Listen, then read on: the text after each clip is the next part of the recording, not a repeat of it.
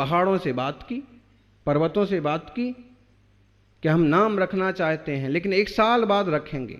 आप लोगों में जिसकी सबसे ज़्यादा प्रतिष्ठा होगी उसके हिसाब से हम नाम रख देंगे। पहले पर्वत ने सोचा कि अपन बहुत ऊंचे हो जाएंगे तो अपनी प्रतिष्ठा हो जाएगी, नाम रख जाएगा। जैसे लोगों ने हिमालय का नाम रख दिया, विंध्य का नाम रख दिया,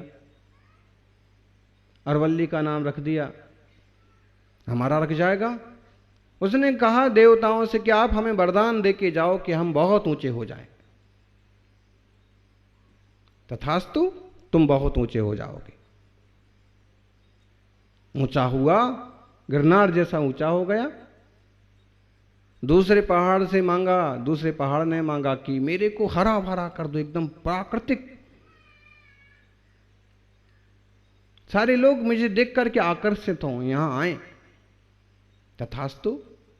तीसरे ने कहा, भाई आप तो देख रहे हो इस तरफ गड्ढे हैं, इस तरफ ऊंची नीची जगह है, आप कुछ ऐसा करो, चाहे मेरे साथ तोड़ फोड़ क्यों ना हो जाए, चाहे मुझे टूटना पड़े, झुकना पड़े, मेरा कुछ धन लुट जाए, मेरी खानों में पड़ा हुआ लोहा तांबा किसी के काम आ जाए, कुछ ऐसा करो कि जमीन समतल हो जाए, यहाँ कुछ पानी की व्यवस्था हो जाए, लोग आके यहाँ बसें, यहाँ फसल उगे, और यहाँ से जो जाने का रास्ता ही नहीं है, एक ऐसा रास्ता निकल जाए कि लोग इस गांव से उस गांव तक आसानी से आ जा सकें। बस यही वरदान दो कि मैं किसी के काम आ सकूं। देवताओं ने कहा तथास्तु। साल भर बाद जब नामकरण के लिए देवता आए तो देखा बड़ा पर्वत तो बहुत बड़ा हो गया, बीहड़ ऊंचा, और कोई वहां जाना भी पसंद नहीं करता। इतना ऊंचा, इतना भारी। कोई भगवान का मंदिर हो तो एक बार सोचें कि करो, गिरनार की 5वीं टोक तो चलना ही पड़ेगा, 4थी चौक पर तो जाना ही पड़ेगा।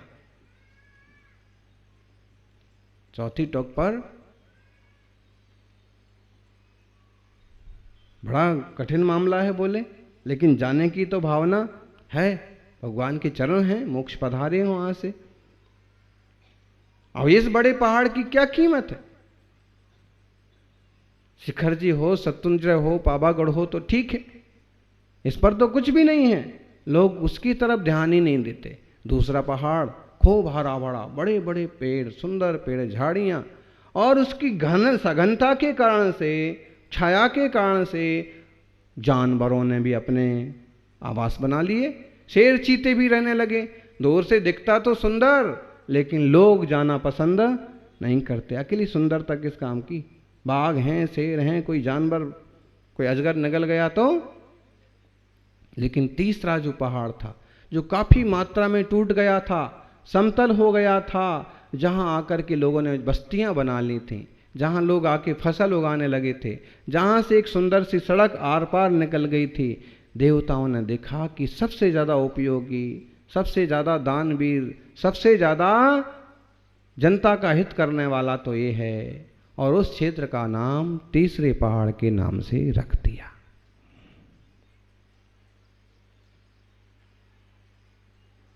क्या नाम रखा? नाम भले मधुबन रख लो, लेकिन नाम उसका होता है जो औरों के काम आता है, और औरों के काम वही आता है जो भेद विज्ञानी होता है, पर को पर समझता है, स्व को स्व समझता है, वस्तु व्यवस्था को समझता है। अपन सभी इस तीसरे पहाड़ जैसे बनना सीखें।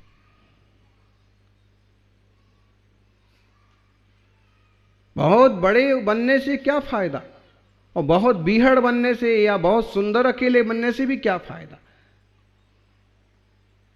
बड़प्पन और सुंदरता दोनों चीजें आपके दान और समर्पण में छिपी हुई है। दान और समर्पण उसी के जीवन में पैदा होता है जिसने जाना कि ना तो कौड़ी लेके आया था और ना कौड़ी लेके जाना। मेरे तो कर्म और कसाई भी मेरे स्वभाव नहीं है, देह का राख भी यहीं का यहीं पड़ा रह जाने वाला है। ज्ञानी इस जेह को जितना पाउडर लगाते हैं ना, उतना तो इसमें से राख भी नहीं निपजना है। देख लेना, पाउडर के डिब्बों की गिनती कर लो तो 2-5 किलो पाउडर तो पोत ही लेते होंगे जिंदगी भर का बोलो तो, लेकिन वो 10-20 किलो पाउडर पोत ही लेते होंगे, उतनी भी राख शायद मुश्किल ही निकले हैं। ऐसे में केवल देह दृष्टि ना हो, देह में विराजे हुए निज चैतन्य प्रभु भगवान आत्मा को पहचाने, सहज शांत दृष्टि करें और सब स्वस्वभाव को उपलब्ध हो ऐसी मंगल भावना। जय बोलिए शांतिनाथ भगवान की।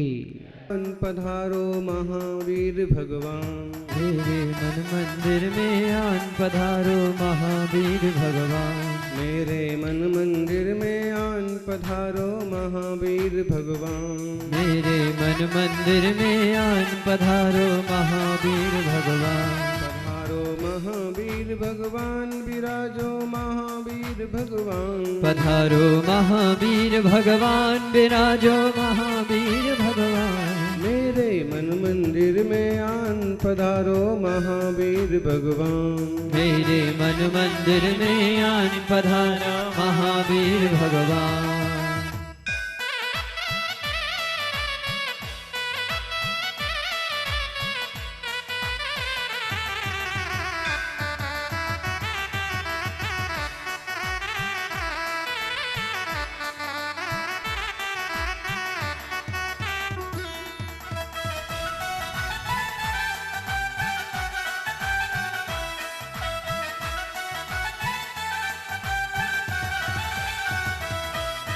प्रभु जी तुम आनंद सरोवर, रूप तुम्हारा महामनोहर, प्रभु जी तुम आनंद सरोवर, रूप तुम्हारा महामनोहर, प्रभु जी तुम करुणा के सागर, प्रभु जी तुम करुणा के सागर, तुम ही हो प्रभु ज्ञान दिवाकर, प्रभु जी तुम करुणा के सागर, तुम ही हो प्रभु ज्ञान दिवाकर। हो जाए सबका कल्याण पधारो महावीर भगवान, हो जाए सबका कल्याण पधारो महावीर भगवान, मेरे मन मंदिर में आन पधारो महावीर भगवान, मेरे मन मंदिर में आन पधारो महावीर भगवान, मेरे मन मंदिर।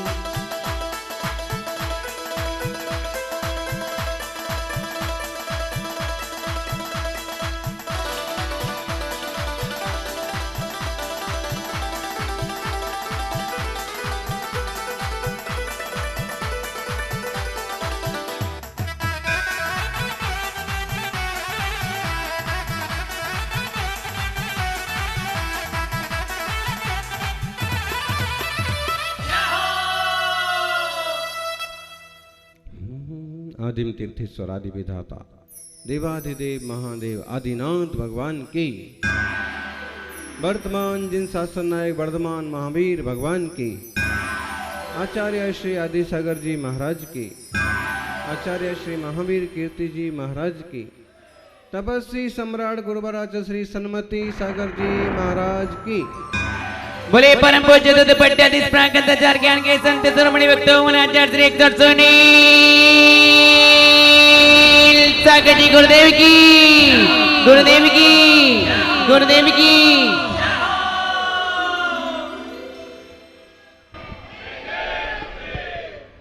भगवान महावीर स्वामी की परंपरा के एक महान आचार्य हुए आचार्य श्री समंत्र भद्र स्वामी, महान तत्व के ज्ञानी, रत्नकुंड शाब्काचार्य जैसे कई ग्रंथों के रचयिता। उनका अपना जीवन तो सम्यक दर्शन से परिपूर्ण रहा ही। उन्होंने श्रावकाचार में सम्यक दर्शन का विस्तृत श्रेष्ठतम व्याख्यान भी किया। एक कारिका में उन्होंने श्रावकों के लिए इतनी बड़ी बात कह दी, गृहस्थो मोक्ष मार्गस्थो निर्मोहो नैव मोहवान, अनगारो ग्रही श्रियान, निर्मोहो मोहिने मुने। वे कहते हैं कि अगर कोई ग्रस्त है, श्रावक है, लेकिन वह सम्यक दर्शन सहित है, निर्मल परिणाम वाला है, तो वह भी मोक्ष मार्गी है। अगर कोई मुनि है और मोह राग द्वेष विकार से पीड़ित है, तो वह मोक्ष मार्गी नहीं है। मोही मुनि से निर्मोही ग्रस्त श्रेष्ठ है। इसका उदाहरण हम आचार्य समंद्रभद्र स्वामी के जीवन में भी देख सकते हैं। उनके खुद का जीवन का प्रसंग है। वे बहुत बड़े राजा के बेटे थे, जिन कांची प्रदेश उनका अपना राज्य था, लेकिन बचपन से ही वीतराग भाव, वैराग्य भाव होने से उन्होंने राज्य का त्याग किया। बड़े भाई के हाथ में सत्ता आई। थोड़े दिनों की मुनि पद की साधना ना हो पाई कि बीमार पड़ गए, और बीमारी ऐसी कि जो कुछ खाओ सो सब पच जाए, सब भस्म हो जाए। होता है, आज भी एक आध दो लोग ऐसे मिल जाएंगे कि ढेर सारा भोजन करते हैं और फिर भूखे के भूखे। जिनका तीव्र असाता का उदय होता है उनको ज्यादा भोजन लगता है, और जिनका साता का उदय होता है उनको थोड़े भोजन से भी काम चल जाता है। जो दिन में 10 बार खाए जा रहे हैं खब्बू, ये कोई पुण्यात्मा नहीं है। ऐसा नहीं समझना कि दिन में 10 बार खा रहे। महाराज बोले इनको तो सवेरे चाय, कॉफी, दूध, नाश्ता में 4 प्रकार का नाश्ता और भोजन में 56 प्रकार का भोग हैं, और ये सुबह भी, दोपहर को भी, शाम को भी, रात को भी, ये जितने बार खा रहा है ना, ये इतना असाता का उदय वाला जीव है। और कोई ऐसा विवेकवान धर्मात्मा निकला कि 24 घंटे में एक बार ही शांति से भोजन पान करता है और धर्माराधना करता है, उसको साता का उदय है कि बार बार ना तो खाने की पीड़ा हो रही, और पीड़ा हो भी रही है तो वो खाने को दौड़ता नहीं। रात्रि भोजन त्याग का यही मकसद है कि शरीर स्वस्थ रहे और 12 घंटे का व्रत का पालन हो जाए, कि 12 घंटे अविरति में खाने पीने में नहीं गया। व्रती बनने का यही मकसद है, मुनि अवस्था का यही मकसद है कि संसार के असाता के विकारों को धीरे धीरे खत्म किया जाए। वो तो मुनि बनने के साथ ही उनके साथ और दुविधा पैदा हो गई कि एक बार जो थोड़ा बहुत आहार श्रावक के यहाँ मिलता वो यूं भस्म हो जाता, निकल जाता है। आज की भाषा में अपन ऐसे बोल सकते हैं, बीमारी भी बोल सकते हैं, पेचिस भी बोल सकते हैं, लेकिन ये अलग ही टाइप की बीमारी है। भस्मक रोग जिसे कहते थे, खाएं और पचे, थमे ही नहीं पेट में।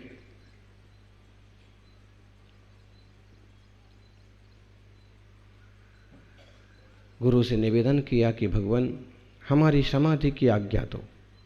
समाधि की आज्ञा ऐसे ही नहीं मिल जाती है।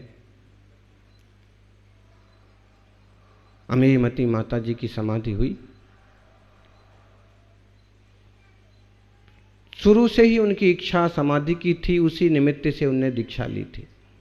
फिर भी 8 साल तपस्या के निकले और बीच बीच में बार बार आग्रह करते रहे। उन्हें एक विधि दी गई, 12 साल की संलेखना की, और उन्होंने अपने ढंग से निभाई। और अभी इस चतुर्मास में बहुत आग्रह से उन्होंने इसी चतुर्मास में समाधि करने का प्रयास, साधना प्रारंभ की, और 37 उपवास की कठोर साधना के साथ उन्होंने बढ़िया से भेद विज्ञान पूर्वक देह का त्याग किया। ठीक है, उनने देह का त्याग कर दिया क्योंकि उनकी वय भी 85 हो गई थी, और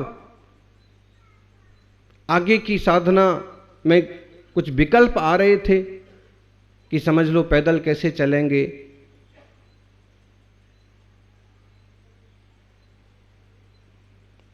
इडिया समिति का पालन कैसे होगा,